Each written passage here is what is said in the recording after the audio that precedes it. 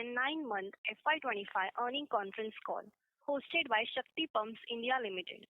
As a reminder, all participant line will be in the listen-only mode, and there will be an opportunity for you to ask questions after the presentation concludes. Should you need assistance during the conference call, please signal an operator by pressing star then 0 on your touchtone phone. I now hand the conference over to Mr. Rohit Anand from Ernst & Young LLP. Thank you, and over to you, sir. Good afternoon, everyone.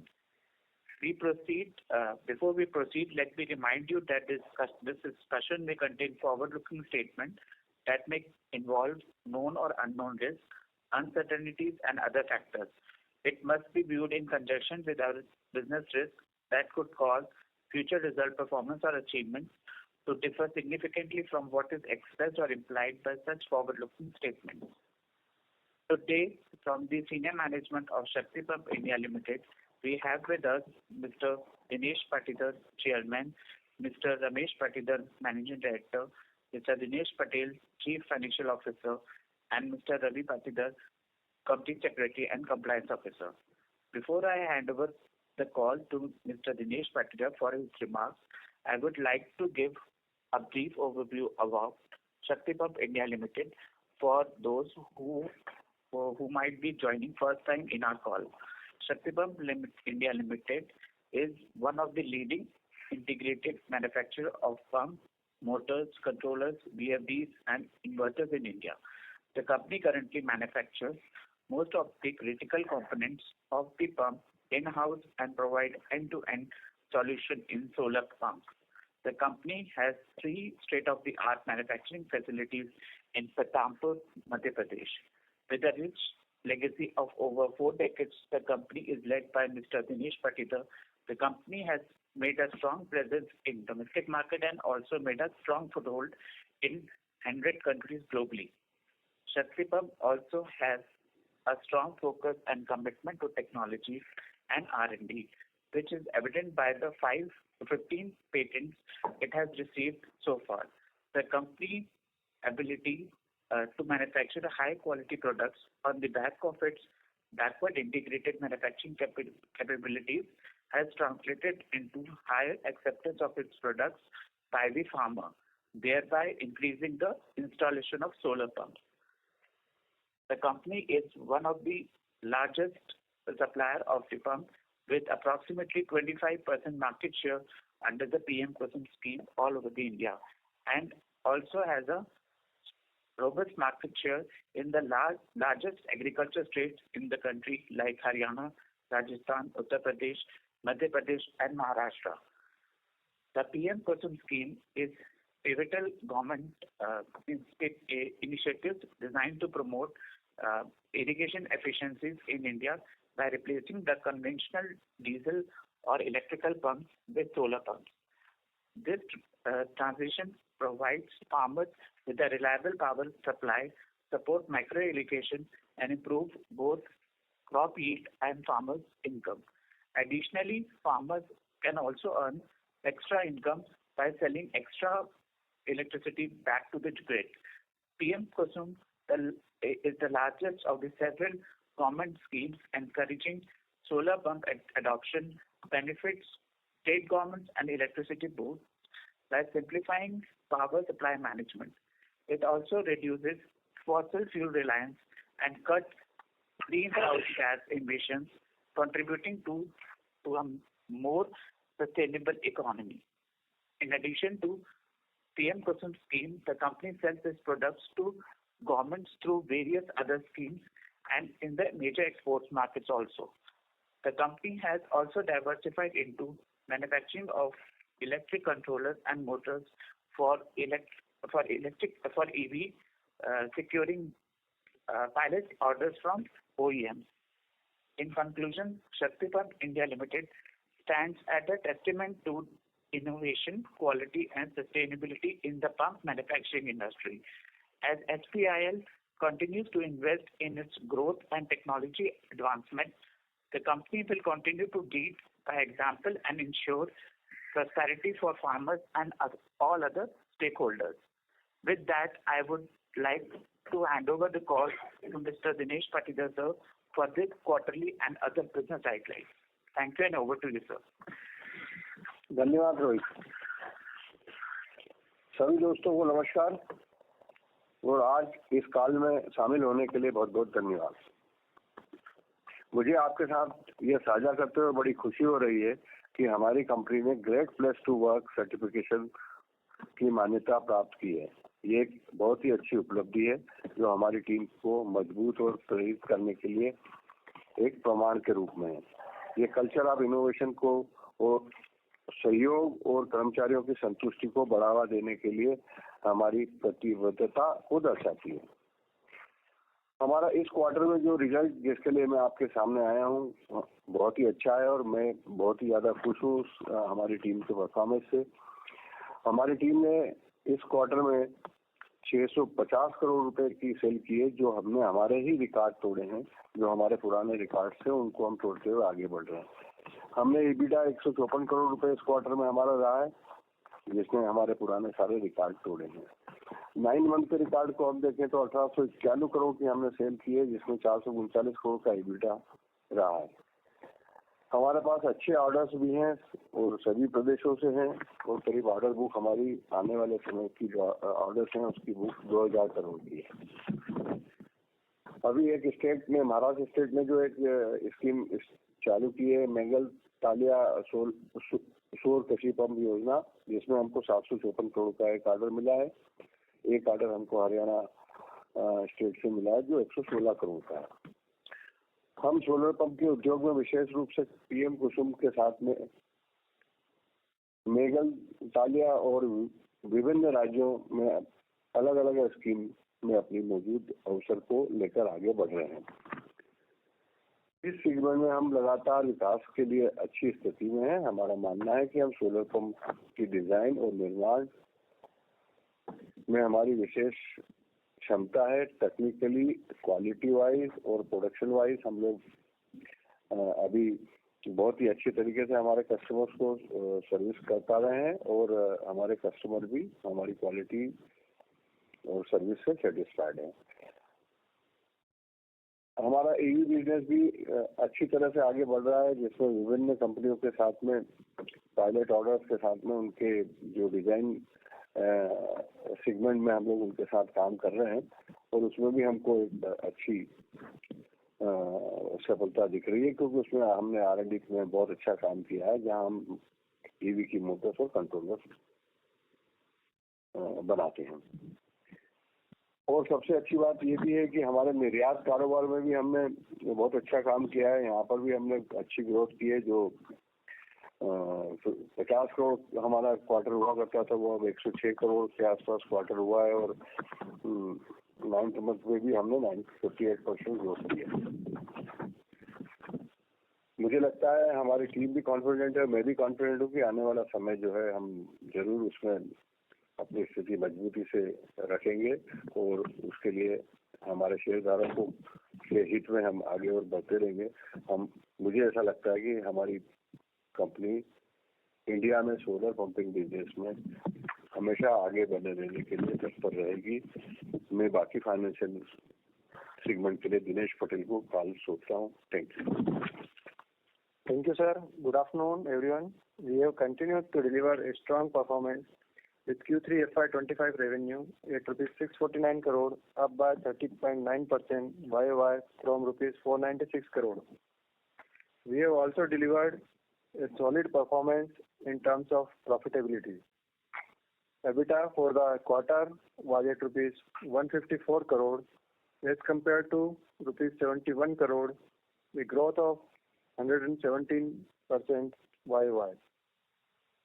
Due to the higher execution of orders and our consistent efforts towards operational efficiency, EBITDA margin has expanded to 23.8% in Q3 FY25 from 14.3% in Q3 FY24. PAT in Q3 FY25 has increased by 130% to reach rupees 104 crore. PAT margin has expanded to 16% from 9.1% in Q3 FY24.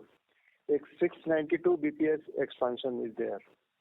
EPS for the quarter stood at rupees 8.7 per share as compared to rupees 4.1 per share. Now moving on to 9-month FY25, revenue from operation stood at rupees 1851 crore, up by 143% from rupees 762 crore in 9-month FY24. EBITDA for the 9-month FY25 increased to rupees 439 crore from rupees 94 crore in 9-month FY24. EBITDA margin for 9-month FY25 was at 23.7% as compared to 12.4% in the corresponding period of last year. PAT was reported at rupees 298 crore as against rupees 52 crore in 9-month FY24. PAT margin also expanded significantly to 16.1% as compared to 6.8% in 9-month FY24. EPS reached to rupees 24.8 per share in 9-month FY25 from rupees 4.7 per share in 9-month FY24. Our robust financial position and strong key metrics bolster our confidence in timely execution of orders, further reinforcing our market share. With this, I may request the moderator to open the floor for question and answer. Thank you. Thank you very much. We will now begin the question and answer session. Anyone who wishes to ask a question may press star and 1 on the touchtone telephone. If you wish to remove yourself from the question queue, you may press star and 2. Participants are requested to use handset while asking a question. Ladies and gentlemen, we will wait for a moment while the question queue assembles.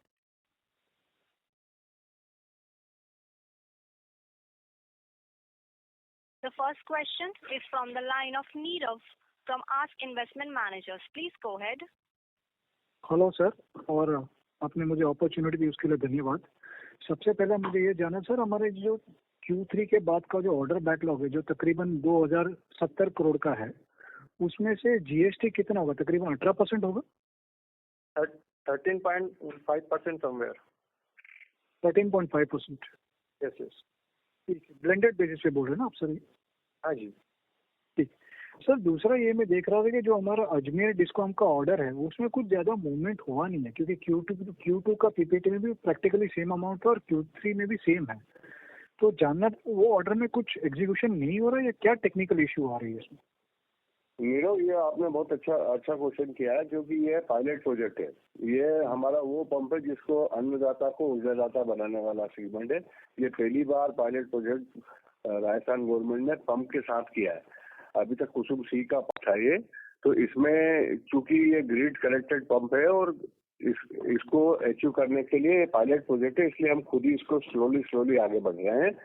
इसलिए अभी इस पे आगे अगले quarter में ये complete हो जाएगा। पूरा 150 करोड़ का ये एक ऑर्डर है और आने वाले समय में इसमें हम धीरे धीरे आगे बढ़ रहे हैं प्रोसेस वाइज, क्योंकि जो है ये हमारे लिए भी प्रोडक्ट नया है और डिपार्टमेंट के लिए भी सिस्टम नया है। तो उसमें जो प्रोसेस है वहाँ की, क्योंकि जो अजमेर का जिस एरिया में हम उसको काम कर रहे हैं उसके अपने चैलेंजेस है।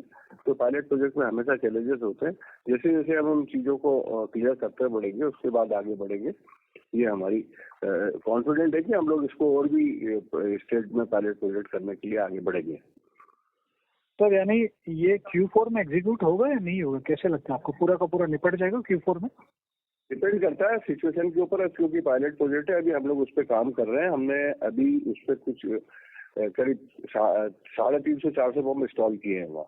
आगे और हम करने के लिए उसमें प्लान कर रहे हैं। आगे डिपेंड करता है, धीरे धीरे उसमें जैसे जैसे क्लियरिटी होती जाएगी हमारी पिक्चर की, उसमें हम आगे उसको बढ़ाएंगे।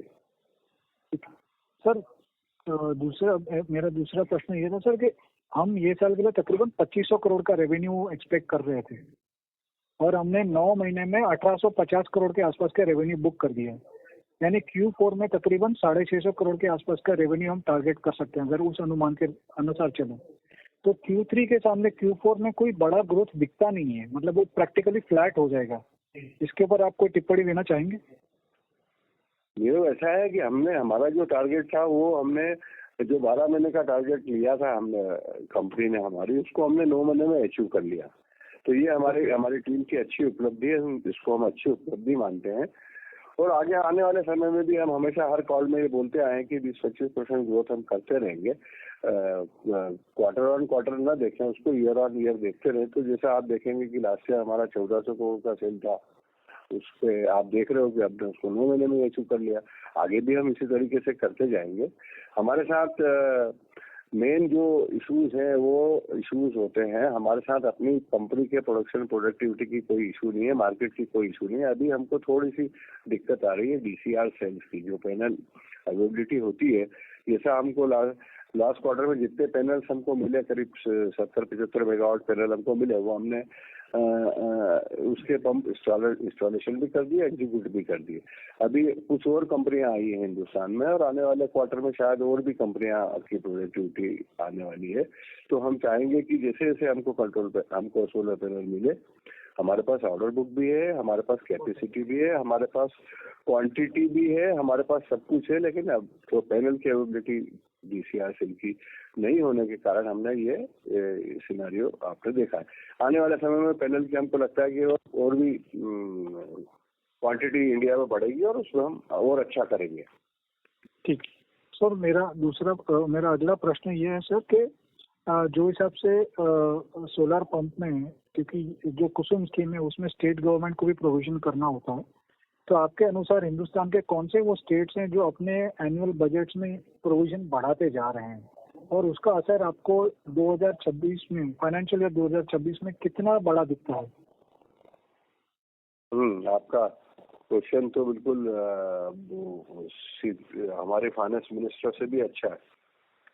ये स्टेट गवर्नमेंट को सबको इतना बढ़िया प्रोजेक्ट है कि ये समझना पड़ेगा कि सोलर पंप स्टेट गवर्नमेंट क्यों लगाना चाहती है। क्योंकि यहाँ बहुत से लोगों को मैं पहले भी बता चुका हूँ कि अगर वो सोलर पंप नहीं लेंगे और कनेक्शन देंगे तो उससे ज्यादा पैसा उनका खर्च होगा स्टेट गवर्नमेंट का। तो अब सभी गवर्नमेंट को समझ में आने लगा है, और जितनी जगह हमारे को जितने पैनल हमारे पास अवेलेबल होते हैं उतने ही कस्टमर या उतने ही स्टेट हम खोलते हैं। अभी पैनल की अवेलेबिलिटी है नहीं, हम तमिलनाडु पहुंच जाएंगे तो कैसे काम चलेगा? ठीक है। इसमें नीरज जी आपको एक चीज और मैं बताना चाहूंगा कि अभी जो बजट है ना वो नेक्स्ट मंथ और नेक्स्ट मंथ में अंडर प्रोसेस स्टेट से, तो एक बार उनके बजट आने देते हैं, देन वी विल कमेंट कि कौन बढ़ा रहा है कौन घटा रहा है। थोड़ा सा वेट करना चाहिए मेरे ख्याल से इसमें। समझ गए। तो सर ये जो DCR पैनल का इश्यू हो रहा है, तो उसमें आपने गवर्नमेंट से कुछ बात किया था कि ये प्रॉब्लम्स हम फेस कर रहे हैं, हमें इंपोर्ट करने दीजिए ताकि हम इसका एग्जीक्यूशन बढ़ा सकें? ऐसा कुछ इंडस्ट्री ने कुछ रिलैक्सेशन या कुछ मांगा था टेम्पररी पीरियड के लिए? आत्मनिर्भर भारत है, मोदी जी का देश है, नया देश। आपकी बात बराबर है, लेकिन अभी चलिए ठीक है, वो कभी कभार टेक्निकल प्रॉब्लम्स की वजह से होगा। Sir thank you very much, sir. Thank you, Neeraj. Thank you very much. The next question is from the line of Amit Kumar from Ritz Capital. Please go ahead.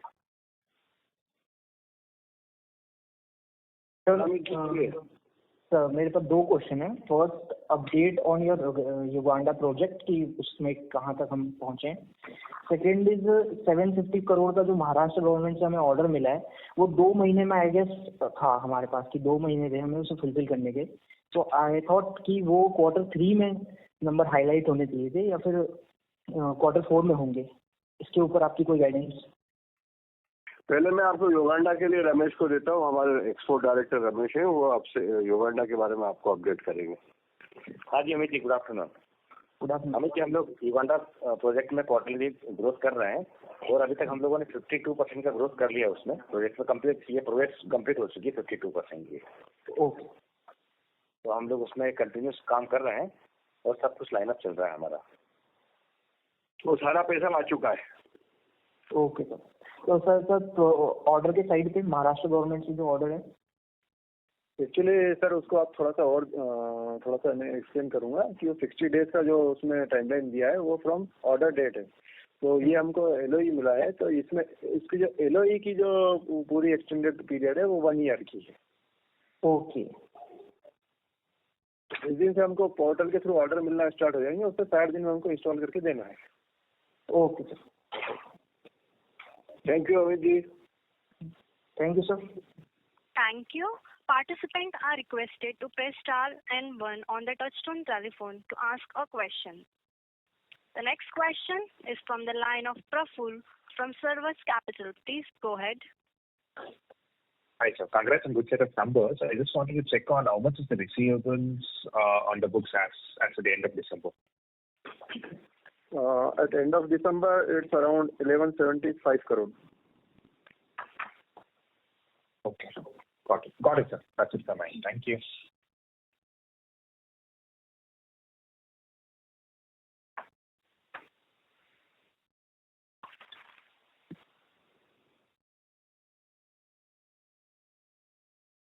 Thank you. The next question is from the line of Pratik, is an individual investor. Please go ahead. Good afternoon sir. सबसे पहले तो बहुत बहुत शुक्रिया मुझे ये opportunity देने का एंड कॉन्ग्रेचुलेशन, इतने अच्छे नंबर्स आपने पोस्ट किए।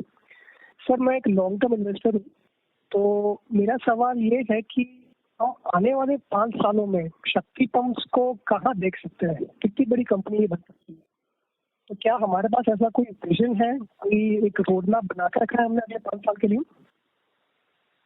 हाँ सर, प्रोजेक्शन बनते हैं और हम लोग भी उस पर डिस्कस करते हैं। मैनेजमेंट भी उसको बहुत कीनली ऑब्जर्व करता है। एक्चुअली क्या है, आगे के जो अपडेट्स होते हैं उसके अकॉर्डिंग हम उसको रिवाइज भी करते हैं। और मैनेजमेंट जो आज की स्थिति में है वो हमेशा शेयर होल्डर को यही बोला है कि 25 से 30% growth year on year basis पर हम देते रहेंगे। तो इसी बेसिस पे हम आगे के साल भी देख रहे हैं। तो सर क्या हम इलेक्ट्रिक मोटर्स में इस कंपनी को किस साइज तक ले जा सकते हैं अगले 5 सालों में?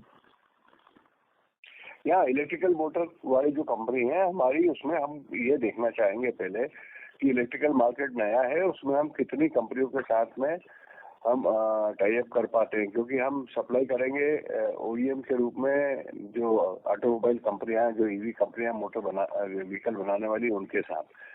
तो एक बार ही उनके साथ सेटअप हो जाए फिर कोई नंबर्स लेके बात करेंगे। लेकिन ये आपको मैं श्योरिटी दूंगा कि आने वाले समय में ईवी में बहुत अच्छा काम होने जा रहा है देश में, और शक्ति भी बहुत अच्छा काम करेगी उसमें, क्योंकि हमारे हाथ में मोटर जो बनाने की टेक्नोलॉजी है, हमारे हाथ में उसके कंट्रोलर बनाने की जो टेक्नोलॉजी है, उसको लेके ऑटोमोबाइल मार्केट में हमको एक अच्छा सपोर्ट और बहुत बढ़िया सपोर्ट मिल रहा है। इसमें समय जरूर लगेगा, क्योंकि जो ऑटोमोबाइल के अपने स्टैंडर्ड होते हैं और अपना एक उनका एक अलग तरह का सिस्टम्स होता है, तो उसमें जरूर समय के साथ आगे बढ़ेंगे।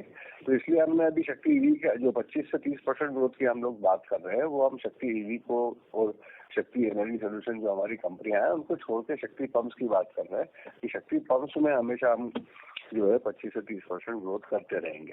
शक्ति ईवी तो ठीक है, अभी इनिशियल स्टेज पे है, उसके जैसे ही 2-4 टाई अप होते हैं। मैंने बीच में कुछ नाम बताए भी थे कि हम उन लोगों के साथ काम करने जा रहे हैं। आगे आने वाले समय में और भी अच्छे तरीके से उसमें काम होगा, तो उसके बारे में और अलग से हम लोग आपके साथ चर्चा करेंगे। और शक्ति ईवी बहुत अच्छे अपने आप में बहुत अच्छी पोजीशन पे आगे बढ़ने वाली है, इसीलिए हमने उसमें स्कोप किया। लेकिन फिगर की बात है तो फिगर उस पर जरा अभी एक बार हम लोग स्टार्ट करें, किसी 2-3 कंपनियों के साथ में उनके प्रोडक्शन को लेके आगे बढ़े, उसके बाद उसका प्रोजेक्शन बात करेंगे। अभी तो हम उसमें इन्वेस्टमेंट कर रहे हैं और सबसे बड़ा इन्वेस्टमेंट शक्ति पंप्स का ही है उसमें। तो सर फिर भी अंदाजा कब से वहाँ पर रेवेन्यू आना शुरू हो जाएगा इलेक्ट्रिक मोटर साइड से? आने वाले समय में 6 से 9 महीने और लगेंगे। ओके।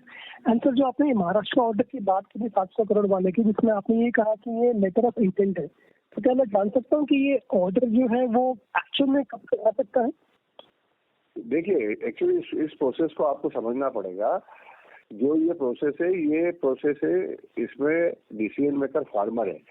अभी महाराष्ट्र गवर्नमेंट ने जो हमको लेटर ऑफ इंटेंट दिया है, उसमें उन्होंने पोर्टल ओपन किया है। उसमें जितने लोग पंप सिलेक्ट करते जाएंगे हमको, वो पंप सिलेक्शन के अंदर हमको हम उसमें 7 दिन के अंदर उसको पंप सप्लाई करेंगे। मुद्दा वो नहीं है सप्लाई का। मैं आप सभी लोगों को फिर से रिक्वेस्ट करूंगा, हमारे पास और भी ऑर्डर खोलने की जगह अवेलेबल है। हम किसी भी गवर्नमेंट में जाके, अभी लास्ट मीटिंग में भी मैंने बोला था कि हमको भारत गवर्नमेंट से हम 1 लाख पंप और ले सकते हैं। लेना हमारे लिए कोई बड़ी बात नहीं है। हम उनको जाके बोलेंगे yes we are ready to install 1 lakh pump. But हमको आज जो हमारी कंसर्न है वो कंसर्न सिर्फ इतनी है कि जितने डीसीआर सेल हमको अभी आज की तारीख में हमने जिन कंपनियों से टाई अप किया है, उन कंपनियों के टाई अप से हमको ऐसा लगता है कि आने वाले समय में हम 25 से 30% ग्रोथ आराम से कर पाएंगे। और भी कोई कंपनियां लाइन में है, प्रोडक्शन आने वाला है, कुछ टाटा का भी प्रोडक्शन में आने वाला है, वारी का भी प्रोडक्शन में आने वाला है, और भी 1-2 कंपनियां हैं जो DCR सेल के साथ में प्रोडक्शन में आएगी, उनके साथ एक अगला टाई अप होगा और आगे बढ़ेंगे। शक्ति पंप्स की वजह से कोई भी मार्केट में कोई भी ऑर्डर लूज नहीं होगा। हम रात और दिन अपना कंप्लीट काम करके उसको पूरा करेंगे। अभी हमारी समस्या सिर्फ DCR सेल की है, इसलिए हम अपनी स्पीड को धीमी गति से आगे बढ़ रहे हैं, जो 25 से 30% है। ओके सर, एंड सर मेरा last question account receivable side में है। हमारा तकरीबन अभी 1100 से 1200 करोड़ का रिसीवेबल्स है, तो क्या ये हमें हमारे वर्किंग कैपिटल को इम्पैक्ट कर रही है? क्या हमारे पास कोई कैश के भी क्रंच हो रहा है ये इतना हाई रिसीवेबल होने के कारण? नहीं, देखिए आप एक्चुअली क्या है, इसमें आपने को ये देखना पड़ेगा कि ये पैसा हमारा सारा ही सिक्योर्ड है, सारा स्टेट गवर्नमेंट के पास जो भी आउटस्टैंडिंग है हमारी, वो स्टेट गवर्नमेंट के साथ पैसा सिक्योर्ड है। इसमें एक बात हमको और देखनी पड़ेगी कि इसकी टर्म्स एंड कंडीशन पेमेंट की क्या है। इसकी टर्म्स इस टेंडर के टर्म्स एंड कंडीशन जो रेट कॉन्ट्रैक्ट भारत सरकार ने किया है, उसमें टर्म्स एंड कंडीशन है 90% पैसा जो है वो आपको जो टेंडर की कंडीशन है उसके हिसाब से 30 दिन में मिलना चाहिए, जो हम समझते हैं 90 से 100 दिन में हमारे पास आता है घूम के।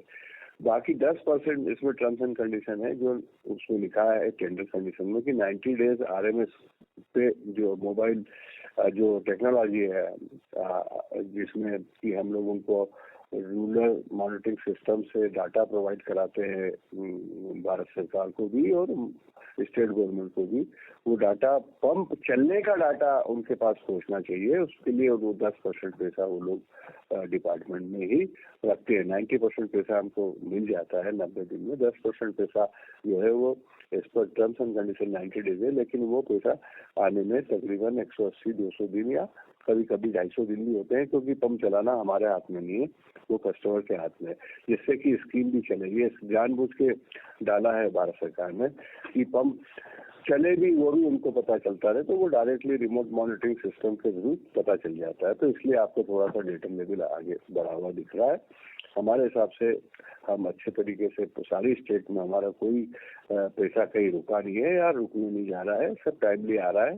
कहीं कुछ इशू नहीं है, कोई बड़े कोई कंफ्यूजन नहीं है। भारत सरकार भी टाइम पे पैसा दे रही है और स्टेट गवर्नमेंट भी दे रही है। तो सर मतलब हमारी वर्किंग कैपिटल को इम्पैक्ट नहीं कर रही है?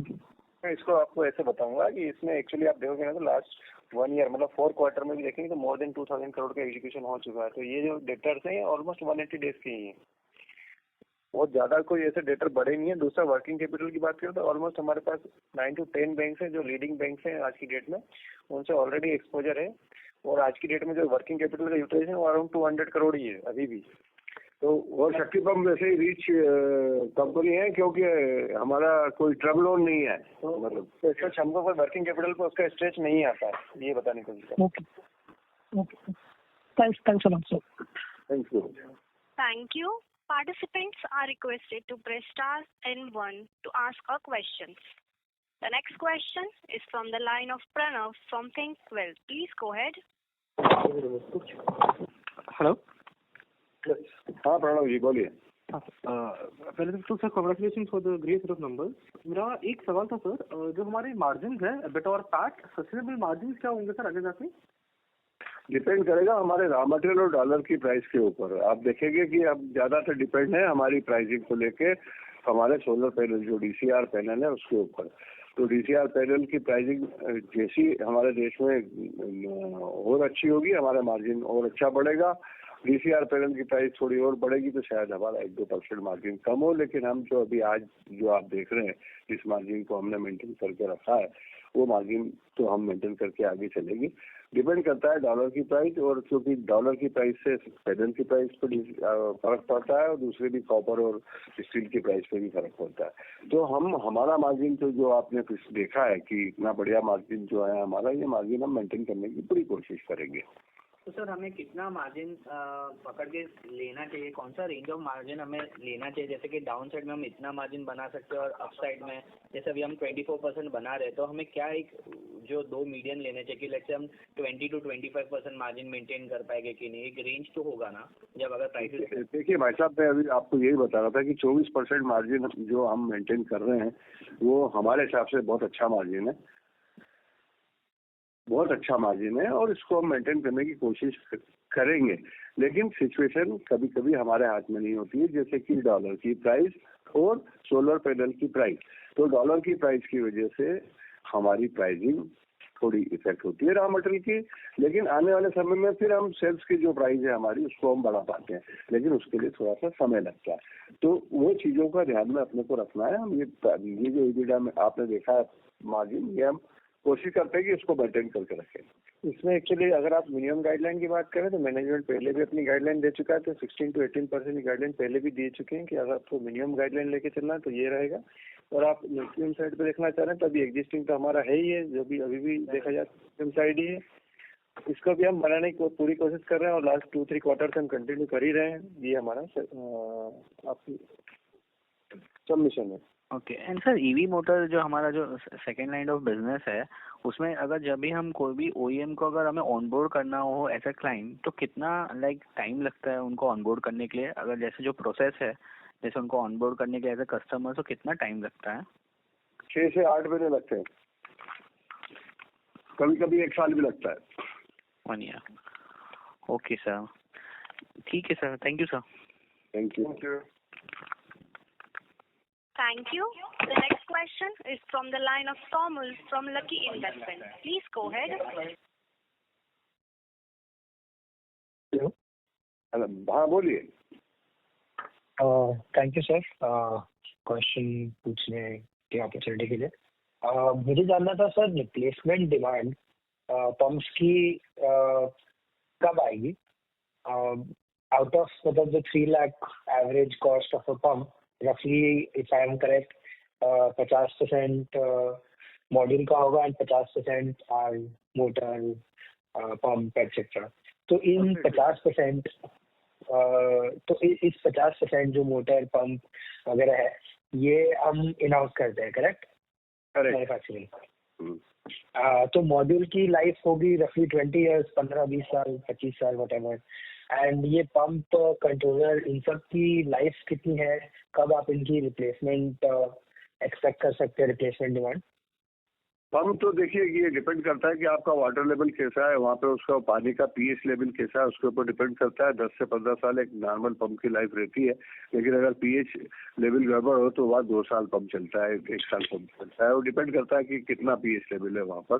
VFD 3 से 5 साल उसकी लाइफ होती है, पर वो भी डिपेंड करता है कि वो किस एटमॉस्फेयर में है। तो सेकेंडरी जो रीसेल मार्केट तो अभी क्रिएट होना चालू हो गया है, और वो आने वाले समय में और बढ़ेगा।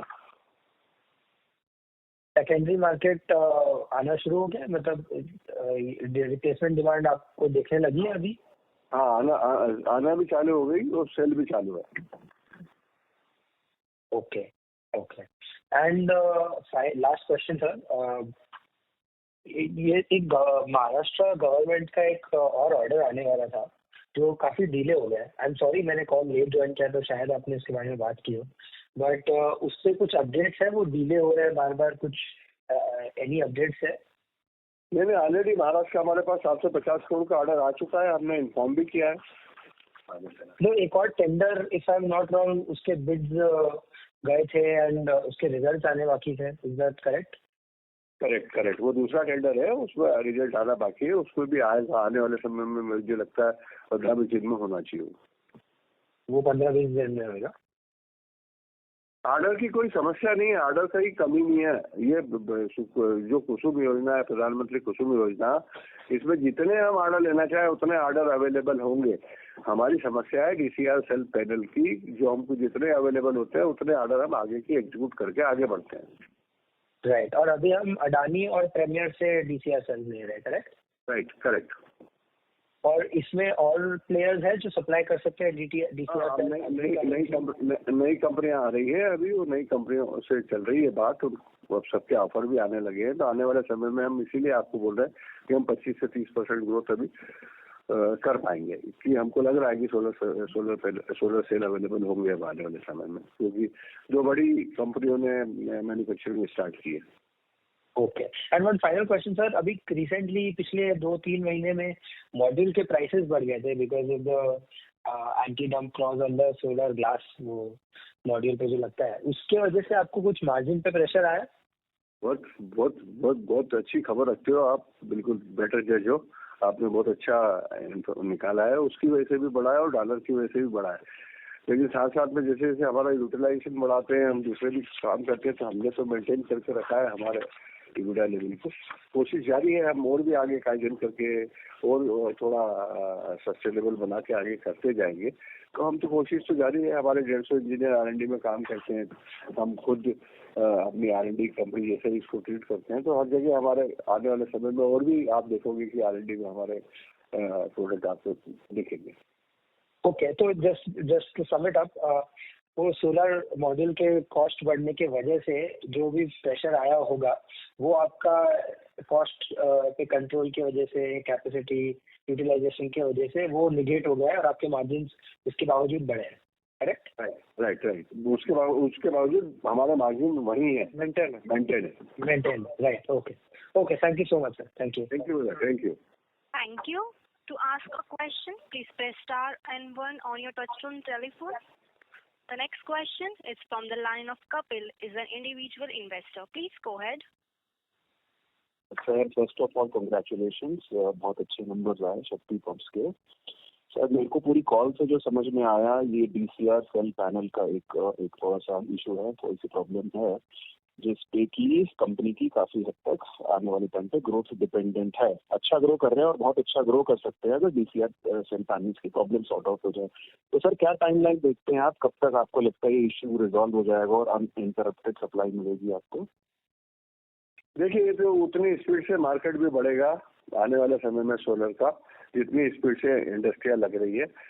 तो मैं आपको पहले ये बताऊंगा कि यहाँ पे 2 बड़ी कंपनियों ने जो प्रोडक्शन स्टार्ट किया है, उनके साथ अभी से टाइप चालू है हमारा, और वो हमको एक अच्छी क्वांटिटी में देना चालू करेगी। तो आने वाले समय में हम उनसे भी स्टार्ट करेंगे, और हम खुद भी प्लान कर रहे हैं कि हम सोलर का प्लांट लगाएं और उसके साथ आगे बढ़ें, क्योंकि हमें लगता है कि आने वाले समय में ये भी एक समस्या होगी। तो हम सोच रहे हैं आने वाले समय में आपको ऑलरेडी हमने QIP प्लान किया है, और QIP ऑलरेडी आप लोगों को पता है कि QIP से हम 400 करोड़ रुपए लेने जा रहे हैं। वो इसीलिए लेने जा रहे हैं कि हम अपना सोलर प्लांट लगाएं।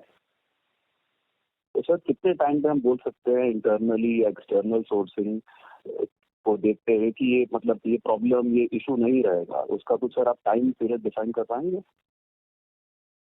हाँ, देखिए, अब जैसे हमने DCR सेल बनाने का यूनिट लगाया, और भी कोई समस्या आएगी तो और भी कुछ करेंगे, आगे बढ़ते रहेंगे। हमको तो कुसुम को देश में सक्सेस करना है और देश को सोलर एनर्जी में आगे ले जाना है। हमारा टारगेट बहुत क्लियर है, हम सोलर एनर्जी में हैं, इसमें जो भी समस्या आएगी उसको हल करने के लिए हम खड़े रहेंगे। तो सर, दूसरा क्वेश्चन ये था, अगले 3 से 6 महीने में आप अपनी ऑर्डर बुक को कैसा ग्रो होता है वो देखते हैं। करंटली 2000 करोड़ है, सो अगले 3 से 6 महीने में ये कहाँ तक पहुंचेगी? माय डियर ब्रदर, मैं फिर से आपको बोलूंगा, हमारे पास आज की तारीख में ऑर्डर बुक की कोई समस्या नहीं है। आप 2000 करोड़ के ऑर्डर ऑलरेडी बुक में हैं, 2000 करोड़ के ऑर्डर और ले सकते हैं। हम खुद ही नहीं ले रहे हैं, क्योंकि हमारे पास DCR सेल की अवेलेबिलिटी नहीं है। इसलिए हम स्टेप बाय स्टेप जो हमारे कंट्रोल में है, उसको हम देखते हुए आगे बढ़ रहे हैं। ठीक है sir, got it. Thank you brother, thank you. Thank you. The next question is from the line of Alisha from Innovation Capital. Please go ahead. Hello sir, sir मेरा सवाल भी जो अब पहले मुझसे पूछे उसी लाइन पे था। ये जो हमारा ऑर्डर बुक है 2000 करोड़ का, आप कह रहे हैं कि ऑर्डर की कमी नहीं है, हम सोच समझ के ले रहे हैं, क्योंकि DCR सेल में थोड़ा हमको दिख रहा है कि सप्लाई चेन का प्रॉब्लम है। बट अगले साल अगर हमें ये 20-25% ग्रो करना है, एंड हमारी एग्जीक्यूशन अगर 1 साल की है तो हमें अगले 1 क्वार्टर या 3-4 महीने में काफी सारे ऑर्डर लेने पड़ेंगे, तो उतना हमारा DCR टाई अप है कि हम ये 2000 के ऊपर जा सके? ऑलरेडी है मैडम, ऑलरेडी अपन देखिए ना, हमने जो टारगेट अचीव किया, हमारा टारगेट जो है हमने 9 महीने में अचीव कर लिया, 12 महीने का टारगेट। तो आप ये मान के चलिए कि आने वाले समय में जो हम जो 25% ग्रोथ आपको बोल रहे हैं उसका टाई अप ऑलरेडी हमारे पास पैनल का है, तभी हम अपना टारगेट बनाए और आपको बता रहे हैं कि हम 25% ग्रो करेंगे। नहीं सर, तो फिर हमें कम से कम 3-3.5 हजार तक हमारी ऑर्डर बुक जानी पड़ेगी। एंड अब हम बोल रहे हैं कि 2000 के ऊपर हम ले नहीं रहे हैं क्योंकि हमें सेलिंग पैनल में थोड़ा प्रॉब्लम दिख रहा है। तो ये बाकी का जो है वो लेने के लिए हमें कब तक इंक्रीमेंटल DCR सेल का कैपेसिटी आ जाएगा हमारे लिए? इसको मैडम आपको इस तरीके से देखना पड़ेगा कि लास्ट क्वार्टर से इस क्वार्टर में करीब 800 करोड़ के ऑर्डर नए बिल्टअप हुए हैं। तो एवरी क्वार्टर कुछ नए ऑर्डर बिल्टअप हो रहे हैं, तो एज ऑन डेट पे ऑर्डर नहीं लिया जाता है, एग्जीक्यूशन होता है, उसके बाद हम अपनी जो रिमेनिंग कैपेसिटी है उसके हिसाब से और नए ऑर्डर ले लेते हैं। तो क्वार्टर ऑन क्वार्टर बेसिस पे एवरी टाइम अपडेट होते ही रहेगा ना। अभी भी जो 2000 करोड़ के ऑर्डर है वो आप ये मानिए चलिए कि नेक्स्ट 3 क्वार्टर के ऑर्डर तो आपके पास ऑलरेडी अवेलेबल है, तो एग्जीक्यूशन का प्रॉब्लम ही नहीं है। वही तो सर बता रहे हैं आपको बार बार। ठीक है, तो आप कह रहे हैं कि ये 2000 करोड़ का ऑर्डर 3 क्वार्टर में एग्जीक्यूटेबल है और अगले 5-6 महीने में हम जो ऑर्डर लेंगे वो भी अगले साल में हम एग्जीक्यूट कर पाएंगे 26 में, और इसीलिए 20-25% ग्रोथ। जो आप 600 करोड़ का रन रेट देख रहे हैं उसके हिसाब से अगर देखो तो 2000 करोड़ के ऑर्डर बुक 3 क्वार्टर के लिए सफिशिएंट है, और हम तो उस पर भी और ग्रोथ देने की बात कर रहे हैं ना। नहीं, पर सर बात वही है ना, ये 2000 करोड़ की ऑर्डर बुक आपको अभी भी 600-650 करोड़ की ही क्वार्टरली रन रेट पे लेके जाएगी जो हम अभी कर रहे हैं। तो यहाँ से QOQ बेसिस पे अगर हमको और ग्रोथ देखनी है तो उसके लिए ऑर्डर बुक यहाँ से ज्यादा बढ़नी पड़ेगी। मेरा सवाल वैसे है। नहीं, ऑर्डर भी आएंगे, उससे कोई प्रॉब्लम, पर DCR सेल का पहले रिक्वायरमेंट है वो हमको क्लोज करना पड़ेगा। अभी हम बताएं ना आपको कि ईयर ऑन ईयर जो हमने जो प्लानिंग करके रखी है उसमें 25% ग्रोथ तो मिनिमम कर ही लेंगे। आगे अगर हमको कुछ और कहीं से हमको DCR सेल की व्यवस्था होती है तो उसके बारे में फिर आगे और ऑर्डर एग्जीक्यूट किए जाएंगे। पर ये जो अगले क्वार्टर की जो गाइडलाइन आपको दिख रही है वो ये दिख रही है कि हम इसको जो है ईयर ऑन ईयर 25% ग्रोथ पे हम इसको ले जाएंगे। चलो अगले क्वार्टर पे हम 600 करोड़ का तो मिनिमम गाइडलाइन आपको दे ही रहे हैं। ठीक है सर, समझ गए। Thank you. Thank you madam, thank you. Thank you. The next question is from the line of Piyush from Dunshiri Investment. Please go ahead. Congratulations sir for very good Q3। Sir मुझे जानना था कि आपका अभी current capacity utilisation क्या चल रहा है? अभी करंट कैपेसिटी यूटिलाइजेशन 62% पे सर। अभी तो सर मतलब 9 मंथ का बता रहे हैं या पूरे साल का एवरेज बता रहे हैं सर? 9 मंथ। और हमारा जो नया कैपेक्स है कैपेसिटी वो कब तक आ जाएगा? वो FY27 तक आ जाएगी। तो सर ये FY26 में किस तरह से ग्रोथ तो लाने वाले हैं? एक्चुअली कुछ हमने इंटरनल अरेंजमेंट किए हैं, कुछ इंटरनल एक्सपेंशन किए हैं जिससे हम कुछ कैपेसिटी यहाँ पे ही बिल्टअप कर सकते हैं। क्योंकि क्या होता है कि सारी मशीनों में बॉटलनेक नहीं होता, कुछ मशीनों का बॉटलनेक क्लोज करना पड़ता है, तो वो हमने ऑलरेडी प्लान किया हुआ है। तो हम अभी भी जो आपको ग्रोथ बता रहे हैं उसी को कंसिडर करके बता रहे हैं, तो हम 3200 करोड़ इजीली कर सकते हैं। 3200 करोड़ अपने मान के चल सकते हैं अगले मतलब FY26 के लिए? हाँ, हम इजीली कर सकते हैं एग्जिस्टिंग प्लांट से। एग्जिस्टिंग प्लांट में तो फिर FY26 में किया हुआ है, और FY26 में अपना फिर नया कैपेसिटी अपनाने का बात है। हाँ, FY27 में नया कैपेसिटी आ जाएगा, ये बोल रहा हूँ। Thank you. Thank you. The next question is from the line of Deepak from Kotak Equities. Please go ahead. Hi sir, just wanted to understand, आप बोल रहे थे कि DCR सेल एंड मॉड्यूल का काफी शॉर्टेज है, तो any change in pricing that we have seen over the last 3-4 months and any hint of अभी current pricing क्या है DCR मॉड्यूल और DCR सेल का? हाँ, प्राइसिंग मैटर तो थोड़ा कॉन्फिडेंशियल होता है, अलग अलग कंपनियों के साथ अलग अलग टाई अप है, तो वो तो फिर संभव नहीं होगा, हम डिस्कस नहीं कर पाएंगे। लेकिन हाँ, प्राइसिंग जरूर इंक्रीज हुई है थोड़ी, और उसका इफेक्ट हम देख भी रहे हैं, और उसका आने वाले समय में कैसा होगा उसके बारे में तो अगले क्वार्टर में ही बता पाएंगे। अभी स्थिति है दीपक भाई कि हमारे पास जितनी DCR सेल अवेलेबल है उसकी बुकिंग हमने लेके रखी है। तो जो टाइप हमने प्रीमियर और अडानी हमारे वेंडरों से किया है, वो जितनी क्वांटिटी हमको दे पा रहे हैं उतनी क्वांटिटी में हम आगे बढ़ रहे हैं। तो आने वाले समय में हम, जैसा कि मैंने अभी पिछली कॉल में भी बताया कि हम खुद भी 1.2 गीगा का प्लान कर रहे हैं। तो आने वाले समय में हमको किसी के ऊपर डिपेंडेंसी का भी नहीं होगा और उस समय हम आपको क्लियर कट डायरेक्शन भी दे पाएंगे।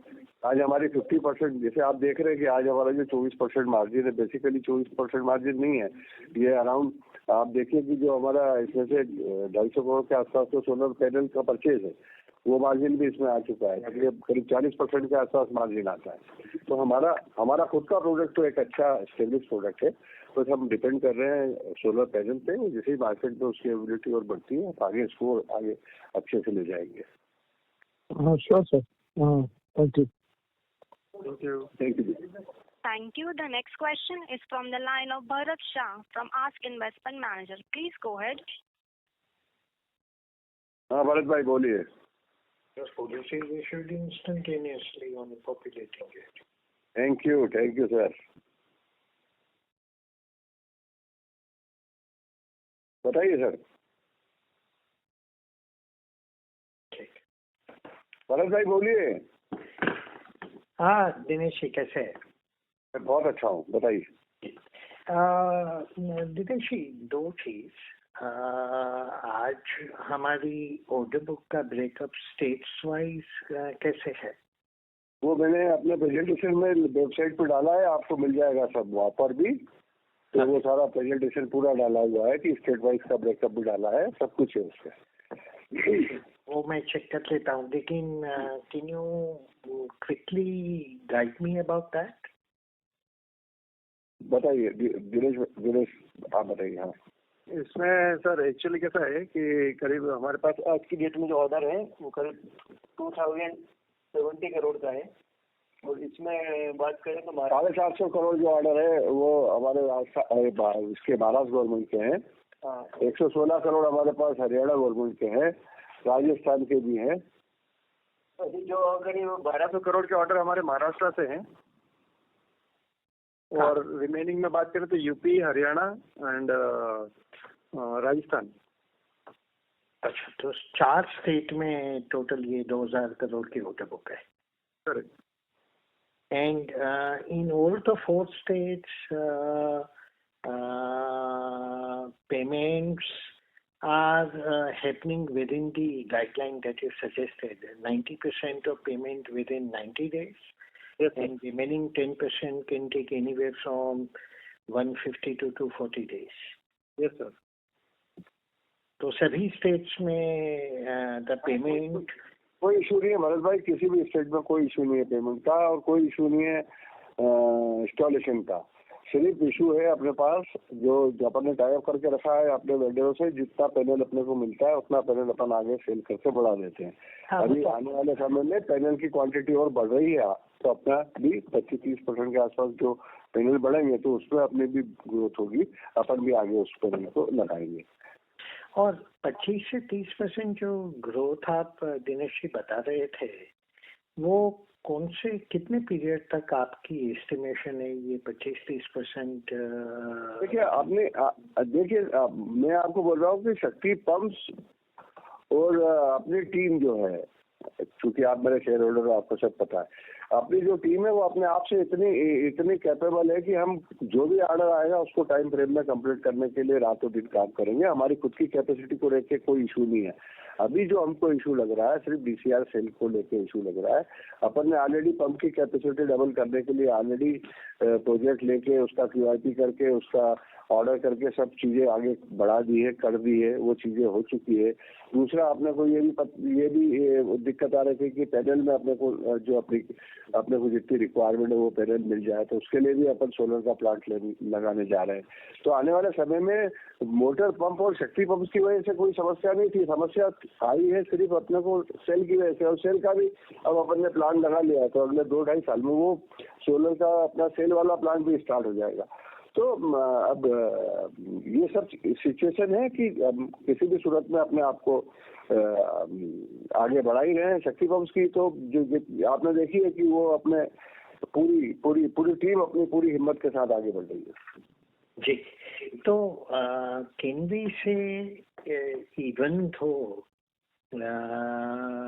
सेल की कंस्ट्रेंट आज के दिन अभी भी मटेरियल है और वो एक अरसे तक शायद रहेगी, बट हम 25% से ग्रो करते हैं तो अगले 3 साल में वो कंस्ट्रेंट के साथ भी हमारा बिजनेस दुगना होगा।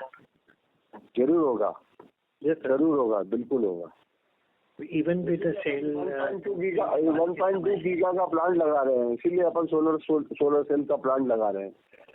ठीक ठीक, हाँ, बट वो उसको समय लगेगा। इन द मीनवाइल हमारी ये जो एग्जिस्टिंग समस्या है वो उसको ध्यान में रखते हुए भी 3 साल में यदि 25% से ग्रो करते तो डबल हमारी वॉल्यूम होनी चाहिए। उसमें आपको कोई बड़ी दिक्कतें नहीं नजर आती? कोई दिक्कत नहीं दिख रही, कोई दिक्कत नहीं दिख रही उसमें, एकदम करेंगे हम। जी, और in order to reduce the risk of depending on just a limited number of states, दूसरे में क्या हम प्रयास कर रहे हैं और क्या अपॉर्चुनिटी हम देख रहे हैं? हाँ भरत भाई, जैसे ही ये होता है, अपनी कैपेसिटी अनाउंस होगी तो जरूर अपन दूसरे स्टेट भी खोलेंगे।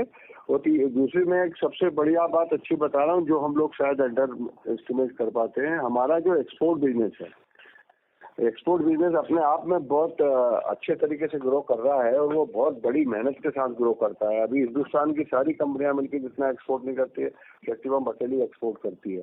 तो हम एक्सपोर्ट मार्केट में भी अच्छा करने जा रहे हैं और डोमेस्टिक में भी अच्छा कर रहे हैं। जैसे ही अपना ये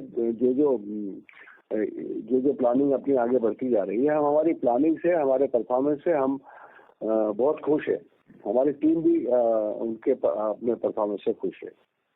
जी, एंड एक्सपोर्ट्स आज के दिन कितना हुआ है हमारा जो इस क्वार्टर में 106 करोड़ का एक्सपोर्ट हुआ है, जो पुराने क्वार्टर में 53 करोड़ था। तो पूरा 9 महीने में 312 करोड़ हुआ। 312 करोड़ सिर्फ हम एक्सपोर्ट से लाए हैं।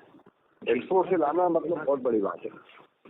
ठीक, एंड वहाँ हमारे रियलाइजेशन एंड मार्जिन्स यहाँ से बेटर है मार्जिन। और वहाँ पेमेंट टर्म्स कैसी है? वहाँ पेमेंट टर्म्स भी कहीं हम लोग 60 डेज एलसी साइड पे देते हैं, कहीं साइड पे देते हैं, अलग अलग कस्टमर के साथ अलग अलग है। जो पुराने डीलर हैं उनको हम थोड़ा क्रेडिट देते हैं, बाकी से एडवांस और एलसी पे करते हैं। और वहाँ यहाँ जैसे 90% 10% वाला जो प्रॉब्लम है वो वहाँ शायद नहीं होगा। वहाँ नहीं है सब। तो डीलर डिस्ट्रीब्यूटर नेटवर्क है पूरा। ठीक। Thank you, Dinesh. This was very useful. And thank you, thank you, Dinesh Patel. Thank you, sir. Good to hear. Thank you. The next question is from the line of Priyesh from Mahindra Mutual Fund. Please go ahead. Hello. Good afternoon, sir. Can you hear me? Yes. बोलिए, Priyesh. Sir, so capacity of let's say cell manufacturing, जहाँ तक मुझे पता है कि around 7-8 gigawatt है, so which is basically requirement of DCR modules as such. तो उसमें मुझे जानना था कि ये जो DCR मॉड्यूल का जो चैलेंज है, is it because of capacity constraint, because these OEM players are kind of focusing on exports, और कुछ और प्रॉब्लम है? मतलब जस्ट इस पे इलाबोरेशन चाहिए था। नहीं, वो तो सब अब बहुत अच्छे तरीके से लोग, अपन ने भी इनके साथ कुछ MOU किया है, कुछ इनके साथ कॉन्टेक्ट किया है हमारे वेंडरों के साथ, और आने वाले समय में जो बड़ी कंपनियों की भी प्रोडक्शन कैपेसिटी आ रही है, तो मुझे नहीं लगता है कि जिस स्पीड से हम भी प्लान कर रहे हैं कि अगले 2-2.5 साल में हमारा भी प्लांट आ जाएगा 1.2 गीगा का, तो हमारी रिक्वायरमेंट भी उतनी होगी। तो हम उसी तरीके से आगे प्लान कर रहे हैं कि आने वाले 2-2.5 साल बाद कोई थ्रेट ना हो, अभी से हम लोग इस पर प्लान कर रहे हैं। और अभी जो हमको लगता है कि जो कैपेसिटी आ रही है, ये थोड़ी बहुत शॉर्टेज बनी रहेगी इस सेगमेंट में, बट हम उसकी पूर्ति करने में हमको कोई दिक्कत नहीं होना चाहिए, इसीलिए हम 25% की ग्रोथ प्लान करके चल रहे हैं। अगर हमारे साथ कोई DCR सेल के साथ कोई कंपनी आती है तो हम अपना ये जो 25% वाला जो स्टेप है इसको और आगे बढ़ाने के लिए तत्पर रहेंगे, क्योंकि हमारी कैपेसिटी पंप बनाने की, मोटर बनाने की, VFD बनाने की, स्ट्रक्चर बनाने की ऑलरेडी है और वो हम इंक्रीज भी कर चुके हैं। ओके, जस्ट रिलेटेड क्वेश्चन, तो अपना रिक्वायरमेंट क्या होगा लेट्स से 20-25% ग्रोथ के लिए इन टर्म्स ऑफ मेगावाट कितना रिक्वायरमेंट हो सकता है अपना सोलर मॉड्यूल का? अगले साल के लिए अपना रिक्वायरमेंट जो है वो आप ये मान के चलिए 1 गीगा के आसपास होगा। 1 गीगा पर फिर उस पर 25% ग्रोथ आएगा तो 1.2 एंड देन 1.4 फॉर अभी हमारी 600-700 मेगावाट है, आने वाले समय में 1 गीगा होगी। और जैसे ही हमारी ये capacity already pump set VFD की ऑलरेडी है, हमको पैनल की कैपेसिटी जैसे बढ़ेगी हमारी बढ़ाते आएंगे। अंडरस्टूड। और sir couple of media articles में पढ़ रहा था जिसमें लिखा था कि हमारी इंडिया में cell capacity almost close to 110 gigawatt हो जाएगी। तो अगर इन FY27 इनफैक्ट तो फिर ऐसे देखा जाए तो ओवर कैपेसिटी का तो कंसर्न होगा, राइट? आई मीन फिर उस हिसाब से मतलब फिर हम भी प्लान क्यों डाल रहे, कंसिडरिंग हमारे रिटर्न रेशियो भी कम होंगे, even though it will be for captive consumption, I understand, but still मतलब जस्ट इस पर क्लैरिटी चाहिए। देखिए, आप बिल्कुल सही बोल रहे हैं। आपको पता है कि सोलर पैनल बनाने की हमारी कैपेसिटी देश में है, जो आप सोच रहे हैं वो सोलर सेल बनाने की कैपेसिटी अभी भी डाउट है कि बहुत से लोग जो हैं उस तरफ ध्यान दे रहे हैं। हमारी रिक्वायरमेंट है सोलर की, हमारे देश की रिक्वायरमेंट है 500 गीगा। और अभी आप देख रहे हो कि सोलर ग्रह भी स्टार्ट हो गया है प्राइम मिनिस्टर का, जो गरीब बिजली फ्री वाला एरिया जो है उसकी भी रिक्वायरमेंट करीब 70-80 गीगा के आसपास आने वाले समय में होगी। तो जिस स्पीड से सोलर का कंजम्पशन देश में बढ़ रहा है उस स्पीड से रिक्वायरमेंट बढ़ रही है, उस स्पीड से ये सस्टेनेबल हो गया है। आज आप आपके घर में भी सोलर पैनल लगाएंगे तो आपका बिजली का बिल आप 0 कर पाएंगे, तो इतना और 3 साल में अपना पैसा वसूल कर पाएंगे। तो देश में अभी आने वाले समय में EV की वजह से रिक्वायरमेंट बढ़ेगी, तो पावर की रिक्वायरमेंट तो हमारे देश में रहनी है और आगे बढ़नी है। तो इसमें मुझे नहीं लगता कि मुझे कुछ इसमें कोई किसी चीज से डरने की जरूरत है। Okay sir, thank you. Thank you. Thank you. The next question is from the line of Ajay from Niveshaay. Please go ahead. Hello. हाँ अजय बोलिए। हाँ sir, congratulation for the result. Sir मेरा क्वेश्चन इसके रिगार्डिंग है कि जैसे मगलतला योजना में अपने को जो नया ऑर्डर मिला है तो उसके अंदर का टेंडरिंग प्रोसेस कैसा है, और वहाँ पर क्योंकि L1 टेंडर है तो क्या जो अभी अपन मार्जिन बना पा रहे हैं वो सेम मार्जिन उस ऑर्डर में भी बना पाएंगे? नहीं, एक्चुअली वो जो है ये वाले जो टेंडर में सेम डिसीजन मेकर फार्मर है, डिसीजन फार्मर से आएगा। और हमारे पंप महाराष्ट्र में अच्छे से लोग सिलेक्ट कर रहे हैं। जो हमारे कंपटीशन में जिन लोगों ने ऑर्डर लिए थे उनके पंप सिलेक्शन में इश्यूज आ रहे हैं, तो वो इश्यूज हैं अभी वहाँ। और उसके सर मेरा क्वेश्चन प्राइसिंग को लेकर है। जैसे कुसुम योजना में रेट कार्ड ऑलरेडी फिक्स था ना, तो इस वाले में जो मगलतला योजना में जो प्राइसिंग आया है वो L1 के हिसाब से आया है या वो प्राइसिंग कैसे आया है, और क्या उस प्राइसिंग के अकॉर्डिंग अपन जो अभी 22-24% मार्जिन बना रहे हैं वो बना पाएंगे? क्वेश्चन ये है। आपका क्वेश्चन मैं समझ गया हूँ, और मैं आपको ये बताना चाह रहा हूँ कि जो अभी ये जो टेंडर मगलतला का जो टेंडर आया है इसके अंदर जो L1 वाला कंसेप्ट नहीं है, ये भी रेट कॉन्ट्रैक्ट है। इसमें भी डिसीजन मेकिंग फार्मर के पास में है। इसमें कुछ वैरायटी में कुछ परसेंटेज में रेट कम हुए हैं। आपको मैं सेपरेटली इसका डिटेल भेजूंगा। Okay sir. और सर जैसे मगलतला योजना में ऑलमोस्ट 90% का सब्सिडी है, और जो कुसुम योजना फॉर महाराष्ट्र स्टेट है वहाँ पे 60% जैसा सब्सिडी है, तो फार्मर को क्या इंसेंटिव है, मतलब कि वो फिर कुसुम कंटिन्यू करे? तो क्वेश्चन ये है सर कि क्या आगे जाके महाराष्ट्र स्टेट में कुसुम योजना का जो एग्जीक्यूशन है वो स्लो हो जाएगा? नहीं, अभी तो ऐसा हमको कुछ लग नहीं रहा है कि आगे जाके कुसुम में कम हो जाएगा या ज्यादा हो जाएगा। तो दोनों स्कीमें चल रही हैं, दोनों के पास अपने अपने फंड्स हैं, दोनों अपने अपने काम कर रहे हैं। एक्चुअली सर इसको इस तरीके से समझना चाहिए कि स्टेट की रिक्वायरमेंट ज्यादा है, इसलिए उनको 2 स्कीम लाना पड़ा, अदरवाइज तो वो काम कर ही है ना। और महाराष्ट्र ने पहले भी अच्छा काम किया है, हमेशा अभी भी एग्जीक्यूशन देखें तो लीडिंग पोजीशन में महाराष्ट्र ही है। करेक्ट ओवरऑल कुसुम में और अदर स्कीम्स में भी। Thank you. Next question sir ये है कि सर जैसे अपन जैसे बता रहे हैं कि अपना जो अभी क्वार्टरली रन रेट 600 से 700 करोड़ है, और अपने को जो बॉटलनेक क्या प्रॉब्लम आ रही है वो ये मॉड्यूल के कारण आ रही है, और जिसके कारण अपन ने QIP भी करा है for installing a cell plant. Correct. तो सर क्वेश्चन ये है कि सर जैसे पंप्स एट दी एंड जाके इंस्टॉल करने पड़ते हैं फील्ड में, तो सर क्या अपनी EPC कैपेबिलिटी इतनी है कि अपन एक क्वार्टर में, मतलब जो अभी 600 650 करोड़ कर रहे हो, वो आगे जाके may be 1000? Hello. Yeah. Hello. Sorry to interrupt. Please come after the follow-up question, as there are many participants in the line. Okay, मैं इनके क्वेश्चन का जवाब दे देता हूँ। हाँ, अपनी कैपेसिटी है ब्रदर, हम जरूर कर सकते हैं, उसमें कोई इशू नहीं है। Okay sir. Okay, thank you. All the best. Thank you. Ladies and gentlemen, in order to ensure that the management is able to address questions from all participants in the conference, please limit your question to 2 per participant. The next question is from the line of Deepak. Please go ahead. Hello. हाँ दीपक भाई बोलिए।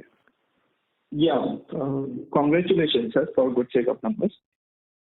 Sir just check करना था कि हमने अभी recently enabling resolution दिया था 400 करोड़ के फंड रेज का, तो उसका डिटेल आप शेयर कर पाएंगे? उस फंड्स का पर्पस क्या है? और शायद आपने इसके बारे में ये भी बोला था कि हम लोग शायद मॉड्यूल का कैपेसिटी जो देख रहे हैं, इसमें क्या हम सेल का भी कैपेसिटी प्लान कर रहे हैं, और कितना कैपेसिटी हम प्लान कर रहे हैं इसमें? हाँ, इसमें हम वेफर टू सेल का कैपेसिटी ही प्लान करेंगे, क्योंकि DCR सेल में उसी का रिक्वायरमेंट है। और 400 करोड़ का जो फंड है उसको हम सोलर प्लांट, जो सर ने बोला है कि सोलर DCR सेल का जो 1.2 गीगा का जो प्लान चल रहा है, उसमें ही इसको यूटिलाइज करने का रिक्वायरमेंट है। तो इसमें सर हमारी टोटल कैपेक्स रिक्वायरमेंट कितनी है, और इसमें ये इक्विटी के लिए यूज करेंगे और सामने कुछ डेट भी लेने का प्लान कर रहे हैं हम लोग? वो डिटेल आपको बाद में बताइए। Okay, thank you. Thank you. The next question is from the line of Rohan from Elvis Capital. Please go ahead. Sir नमस्कार और बहुत बहुत बधाई अच्छे सेट ऑफ नंबर्स के लिए। Thank you. Thank you sir just एक जानना था कि सरकार ने 49 लाख पंप्स ओवरऑल स्कीम के अंदर अप्रूव किए, जिसमें मैक्सिमम पंप्स कंपोनेंट सी में, और इसका जवाब आप पहले भी दे चुके हो। तो sir exact issue component C में क्या आ रहा है? क्योंकि महाराष्ट्र में अभी ऑलमोस्ट 16 गीगावाट का फीडर लेवल सोलराइजेशन हो रहा है, तो क्या उसमें पंप्स नहीं रहेंगे और फिर कंपोनेंट सी आगे कैसे बढ़ेगा? एग्जैक्ट इश्यूज कैसे क्या आ रहे हैं वो समझना था। देखिए, इसलिए हमने एक पायलट प्रोजेक्ट लगाया है अजमेर में, और इसीलिए उसमें हम स्लो चल रहे हैं। एक्चुअली ये स्कीम है इंडिविजुअल पंप्स को सोलराइज करके किसान को अन्नदाता से ऊर्जादाता बनाना। इसमें ये जरूरी है कि उसका पंप बदला जाए। जो स्कीम है उसके अंदर पंप नहीं है, उसकी वजह से वो स्कीम सक्सेसफुली रन नहीं कर रही है, इसीलिए लोग सोलराइज लेवल पे जा रहे हैं और उस पर काम कर रहे हैं। हमने मिनिस्ट्री को प्रेजेंटेशन भी दिया है और भी दे रहे हैं हम कि आप इसमें पंप अगर बदलोगे तभी ये सस्टेनेबल होगा और तभी आगे बढ़ेगा, तभी इसका पेबैक होगा। एक पंप जो है फार्मर का 50,000 रुपये साल की इनकम करेगा और डिस्काउंट की 1 लाख रुपये साल की इनकम करेगा, और डिस्काउंट का पैसा 3 साल के पहले वसूल हो जाएगा। तो 100% अगर पैसा लगाते हैं वो तो ये सब चीजें चल रही है पाइपलाइन में। हम खुद भी अपने प्रोडक्ट को वहाँ अजमेर में हमने लगाया है, उसमें हम उसको मॉनिटर कर रहे हैं, और आने वाले समय में जो कुसुम सी के जो प्रोजेक्ट है वो भी स्पीड से आएंगे और उसकी भी रिक्वायरमेंट बनेगी, ऐसा हमारा मानना है। बट आगे जाके आपको ऐसा भी लग रहा है कि कुसुम सी अगर थोड़ा स्लो पेस में चलता है तो क्या सरकार उसमें ऑफ ग्रिड के ही पंप्स बढ़ा सकती है आगे जाके? इसमें तो अभी क्या है कि ये तो नंबर तो बात करना कोई बड़ी बात नहीं है। नंबर तो सैंक्शन गवर्नमेंट भी कर लेगी और स्टेट गवर्नमेंट भी कर रही है। सारी स्टेट गवर्नमेंट जहाँ देख रहे हो आप, महाराष्ट्र हो की, वो राजस्थान हो की, हरियाणा हो, सभी स्टेट में नए कनेक्शन देने में जो 2.5 लाख रुपए खर्चा आता है उससे कम पैसे में तो सोलर पंप मिल जाता है और वो पंप भी 50,000 रुपये साल की बिजली खाता है। तो अब तो लोग उधर जा रहे हैं कि नए पंप कनेक्शन की बजाय सोलर पंप दिया जाए और जो पंप ऑलरेडी कनेक्शन दिए हुए हैं उनको ग्रिड से कनेक्ट कर दिया जाए, तो हमारे देश की इकोनॉमी में बहुत बड़ा बदलाव आएगा इससे। Okay, thank you sir. Thank you. Thank you. The next question is from the line of Shushruth from Caprize Investment. Please go ahead. Hello. हाँ सर, मेरा ये क्वेश्चन था, जैसे एक लाइनमैन या तो पीओ जीएसआर रिपोर्ट करता है और वो सर्कल ऑफिस जाता है, उसके 90 दिन में हमें पंप लगाना होता है, तो डीसीआर सेल का जो अभी क्रंच है उसके चलते हुए क्या हम वो 90 दिन में लग जाता है अपना पंप? हाँ लग जाता है, उतने ही ऑर्डर एग्जीक्यूट करते हैं जितनी डीसीआर से हमको पीछे से मिलने की उम्मीद होती है। और सर दूसरा क्वेश्चन ये था, ये जो राजस्थान का हॉर्टिकल्चर वाला जो टेंडर है फाइनेंशियल इवोल्यूशन स्टेज में जो है, इसको काफी समय हो गया सर, जिसमें अपन ने यूपीएससी में बिड किया है। आप किस टेंडर की बात कर रहे हैं? राजस्थान हॉर्टिकल्चर वाला। Rajasthan horticulture already secretary tender पे काम कर रहा है और हम उसमें ऑर्डर सप्लाई कर ही रहे हैं। हर क्वार्टर में हमारे कुछ ऑर्डर्स आते हैं, हम सप्लाई करते हैं। तो टेंडर कहाँ है वहाँ? टेंडर तो कोई है ही नहीं। Okay, thank you sir. Thank you. Thank you. That was the last question for the day. Due to time constraint, we will close this call.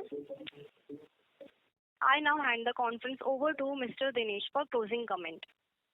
Thank you very much दोस्तों, आप सब लोग आए उसके लिए बहुत बहुत धन्यवाद। और भी आपके कोई क्वेश्चन हो तो आप हमारी ईवाई टीम के साथ में कांटेक्ट कर सकते हैं। आपके हर क्वेश्चन का जवाब देने की कोशिश हम करेंगे। अभी शायद आज भी आपने जो क्वेश्चन पूछे होंगे उनको हम आपको समझाने में हमारी पूरी कोशिश रही होगी और आगे भी रहेगी।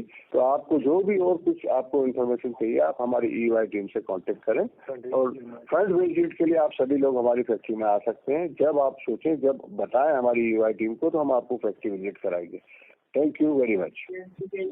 On behalf of Shakti Pumps Limited, that concludes this conference. Thank you for joining us, and you may now disconnect your lines.